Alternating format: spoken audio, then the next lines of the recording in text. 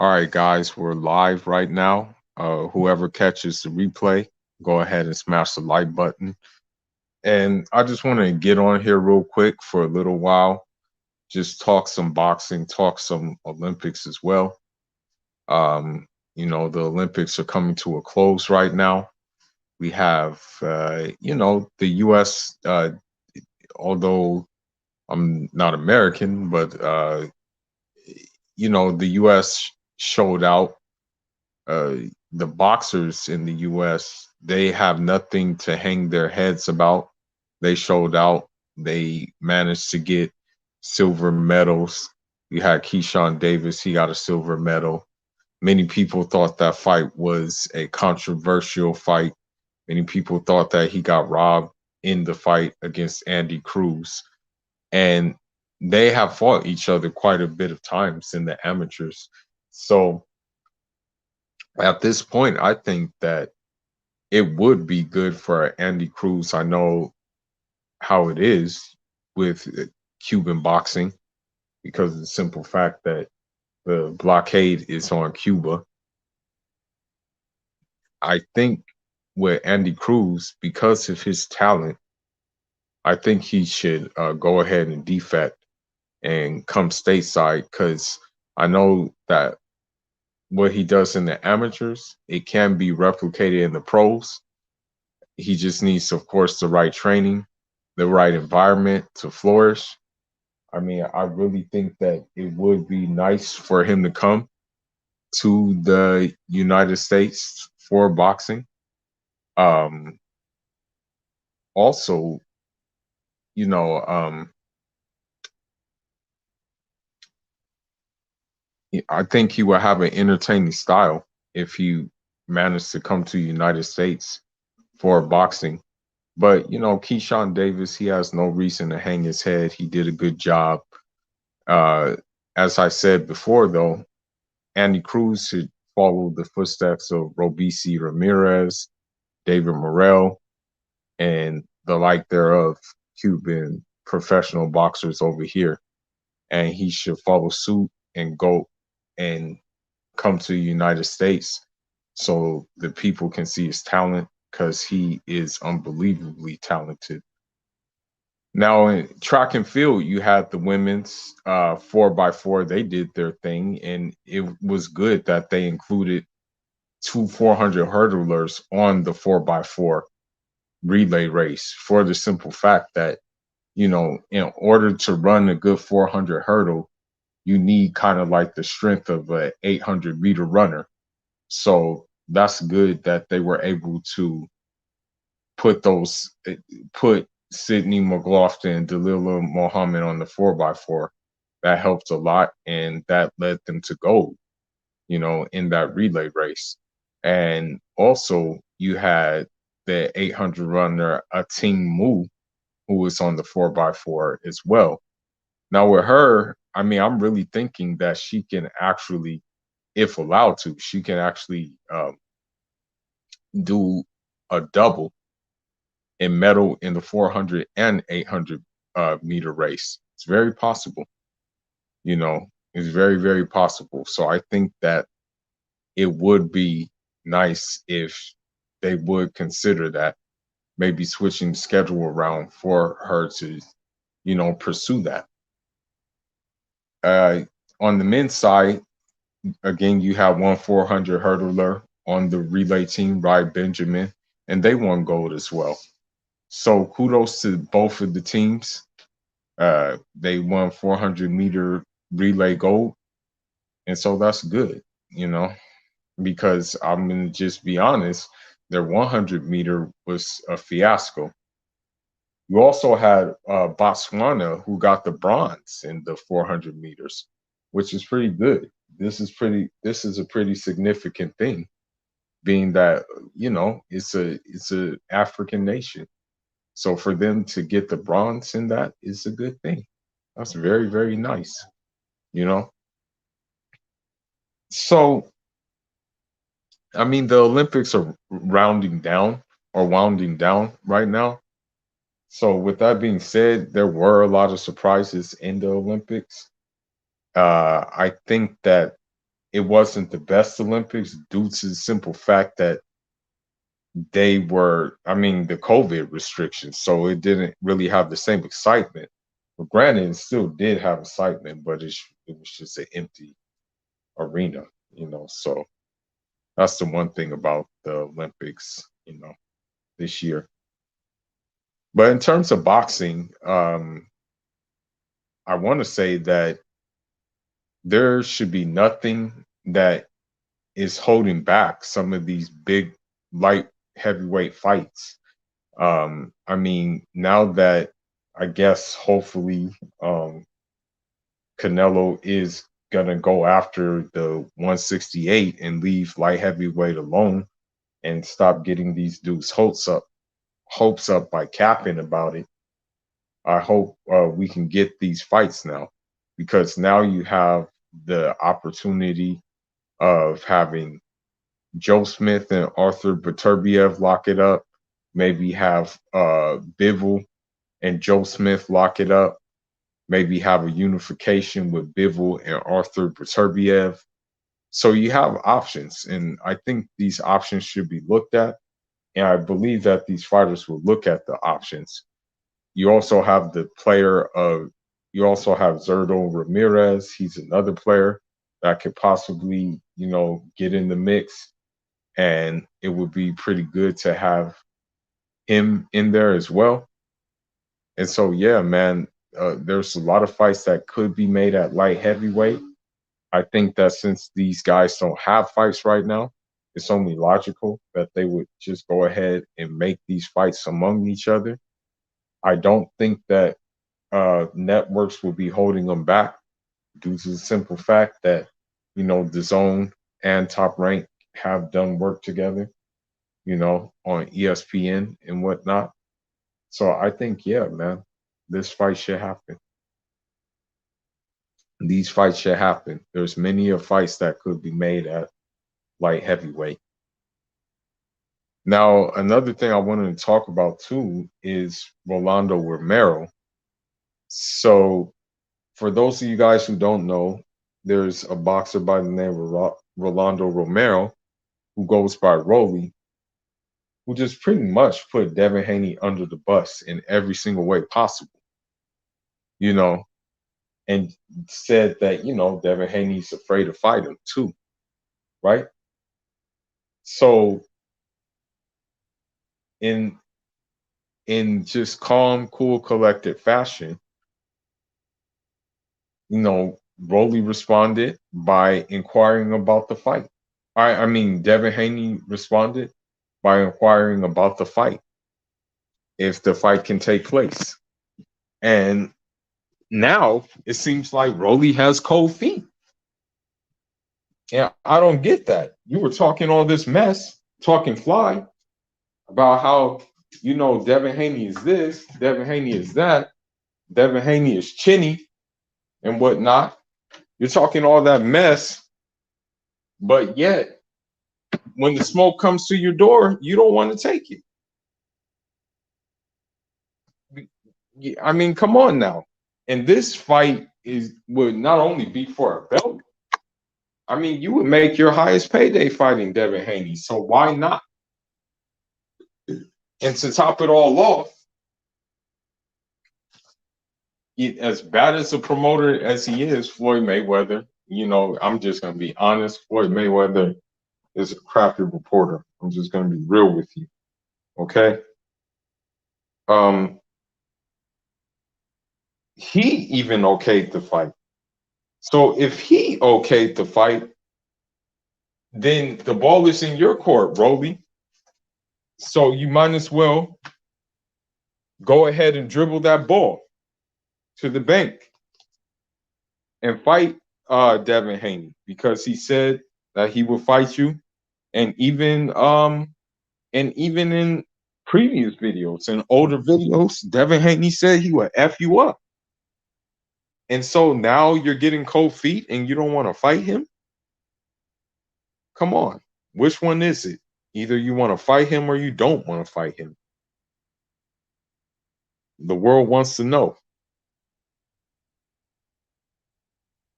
So, I mean, as far as boxing is concerned, that's all I really got for boxing. I don't really have any other news. I mean, I already said it on the other live stream that, yeah, of course, like Team Canelo is revisiting negotiations for the plant fight. Of course, I mean that's his easiest fight he can take, you know. So I think that he's gonna take that fight. It's the easiest path to undisputed. So that's how it works. Nowadays, it seems like getting a Canelo fight is kind of like, and agreeing to everything that Canelo wants is kind of like a darn Hollywood ritual. It's like almost you have to sell your soul just to fight the man.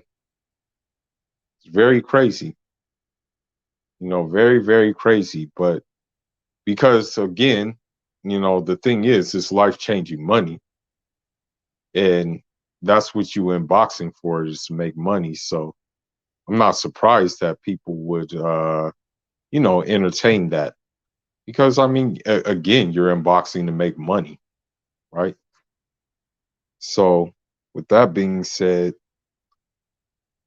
we just gotta wait and see what happens, and see if the fight gets made, really. But I mean, I don't really have anything else in terms of boxing. I haven't really heard anything. There was one thing that was disturbing to me, and this just goes to show, bro, like you can't let these women get to you. You got to leave. If you feel that a woman is going to get to you and get the best of you, just leave before you do something like this. But it turns out that the boxer, many people know him as Bunny, but it turns out that Robert Easter is actually wanted by the police in Ohio. And they basically said he decided to fight, decided that he wanted to be in a non-paid boxing match with a female. And so what I mean by that is he hit a female. And it turns out, like what they're saying that, man, he busted that female up. They're saying that she had a chipped tooth and everything. So they're looking for him. He's wanted. And it's like, man, like, why would you do some crap like that, bro?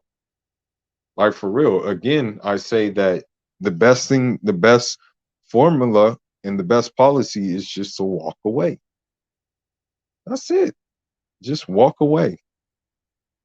Don't entertain ignorance. Now, of course, there's two sides to the story, so we don't know his side of the story, but I'm pretty sure if what the detectives say is true, then he done effed up, basically.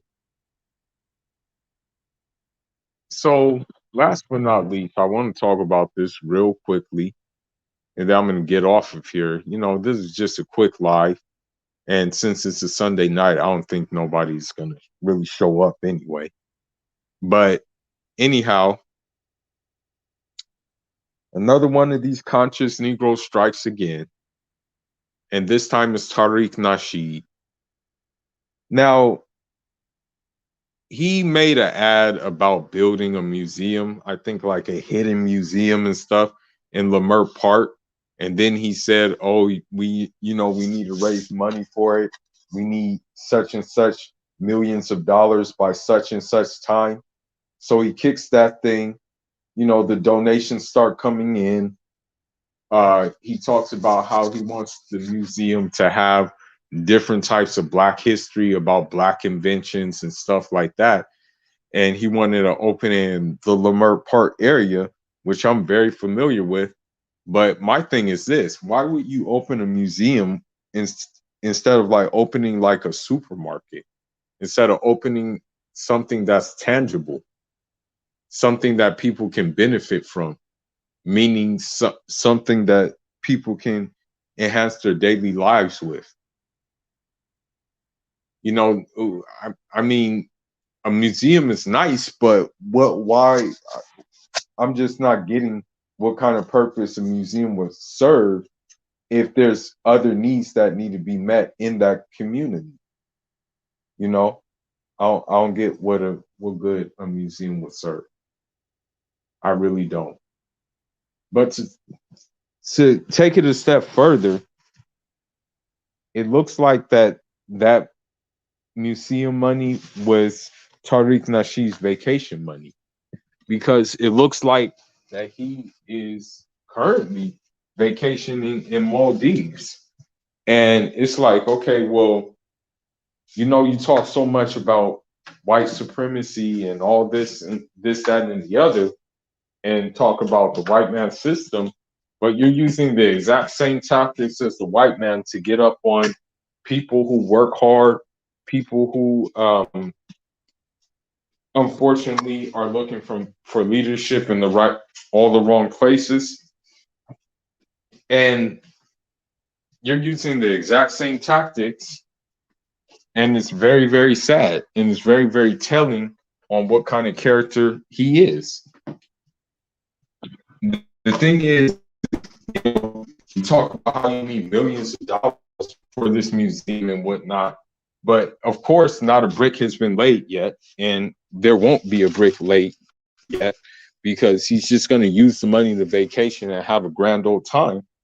Because here's the thing about the whole situation: you see him in Maldives, you see him doing what he's doing over there, but and you see his followers condoning it and saying, yeah, that's good. You know, he's living his life, he's earned it, saying that he's been on the ground and stuff like that.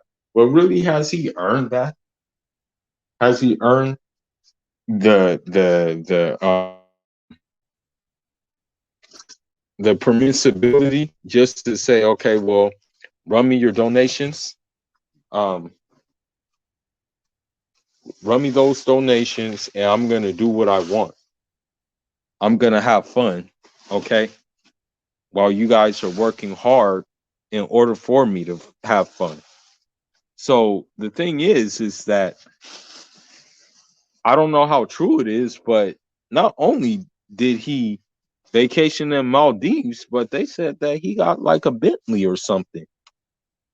So it's like, okay, you're gonna have to answer to these people when the the Hidden Color Museum is nothing but a figment of imagination, and you're not really deciding to do it, and that you're really taking these people for a ride and using donations for other things, like your vacation, right?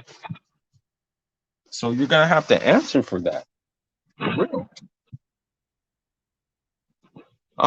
Another thing too about Mr. Tariq Nasheed is that, like, he talks about white supremacy, he talks about all of these things, but the cold hard reality is that this dude used to be a pimp.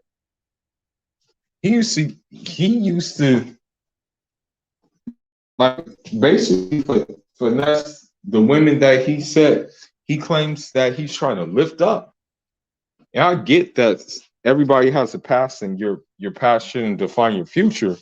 But when your past is just like when your future is lining up with the same things you did in your past, then okay, well, okay, where's the change? You just have a bigger platform to do the exact same thing, and you have a way of doing it in which you can get away with. Whereas, you know, if you were pimping, you would have to watch your back 25/8. And so now you just found a new way of pimping. And so all I got to say about that is that, as we say, Jeff Jill, you reap what you sow. So he will reap what he sows. And the thing is about him is Tariq Nasheed is he just changes doctrine and dogma all the time. Now all of a sudden, like, they went from being black to being Native Americans. Now he's saying that they're Native Americans. You know what I mean? He's saying that they're indigenous and that they are Native American now.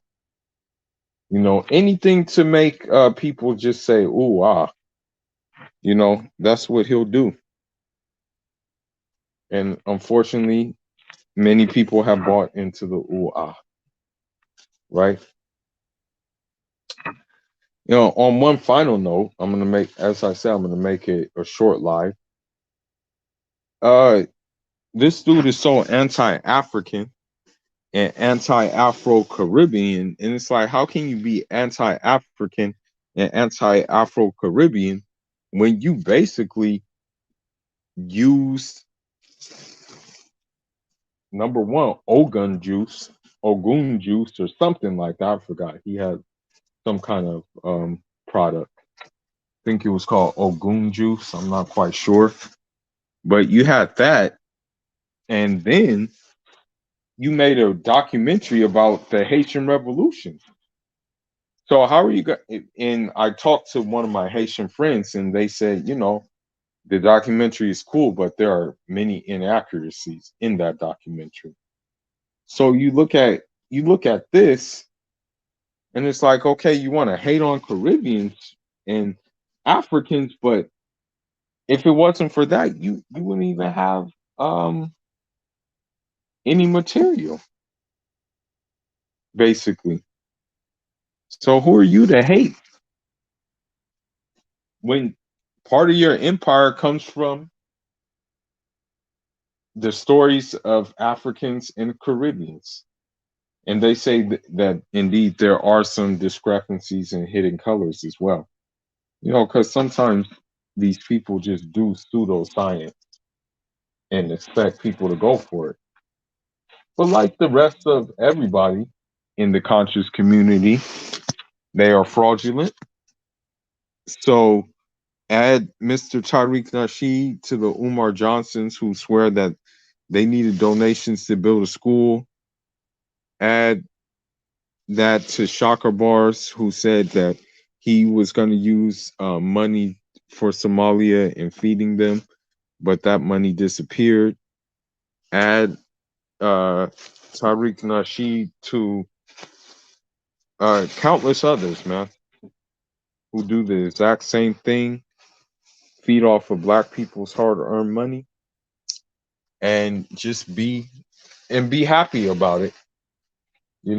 Knowing that people are looking for results, people are looking for like something good, people are looking for leadership. Yet they, I guess, they live through you. Seeing you in Maldives and things like that. So I don't know, man. I wonder if y'all gonna keep on donating to him, seeing that he's living it up off of your donations. And this is not me trying to pocket watch. This is just me stating that no, there was no plan for a museum to come into fruition. That was just cap. He needed a new scheme for so he can collect donations, right? And as I said, in Lamert Park, there's no need for I want to say there's really no need for a museum. We got artwork there. We got things like that. What is in need there is, as I said, like a supermarket, because down the street they close Bonds, okay, or they close Ralph because of something over like payments, like hazard pay. They closed it over hazard pay. So there really isn't any supermarkets in the Crenshaw district right now, truthfully speaking. So instead of opening a museum, why don't you try to open a supermarket instead? Open something that's really going to benefit the people, not no damn museum. The hell? But I mean, again, scamming. And honestly, I would not want his dollars in Lemur Park because if the dollars come from dishonesty, man, they're no good. So I don't know what's gonna happen next. Some people are calling him out on BS now, but who knows how long he'll reign in charge? Because I mean, the same people who like pro-life like him, same people who like young girl like him, all these scammers in the conscious community. You know, alhamdulillah, I stay out of the conscious community, basically. I'm not in the conscious community. I look at it from a bird's eye view. But anyhow, man, I just want to hop on here real quick. If you catch the replay, like, subscribe, and share the video. And I'll see you again. Inshallah.